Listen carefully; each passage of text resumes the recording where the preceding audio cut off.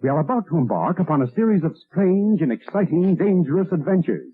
Adventures that will lead us to all parts of the world. Hello and welcome to another Bad Comic Review. This time we're looking at Zorro, Feliz Navidad. This is a 2022 one-shot from American Mythology. It features 3 short stories. The first one, The Fight Before Christmas, written by Jordan Gershowitz, art by Guilherme Raffide, color by Victor Uchoa, letters by Eliano Marques. The second story is Christmas Dinner, translated in script by James Kuhoric, art by Robilan Prado Cofre. The third one is The Rosary of Father Joaquin, translated in script by S.A. Czech, art by Julio Berrios. I don't know who originally wrote the second and third story, so I can't credit them here, unfortunately. The first story is the original one, and it has Zorro going in to recover presents that were stolen by the Don, and he has decided that all those presents are for him now. And Zorro has to, of course, defeat him and bring Christmas cheer to everybody. I like the story overall. I didn't have a problem with it. Unfortunately, a lot of the caption boxes, the words are run together, and that's really annoying throughout the entire story. Also, they misspelled Santa Claus. They put an E on the end of Claus, like the movie The Santa Claus, instead of the regular way you write Santa Claus. But I thought the story was good. It was a cute story. The second one appears to be a old reprint that's been translated into English, and this one finds 3 people in jail. One of them is likely guilty of a crime, and the others are being held over Christmas because they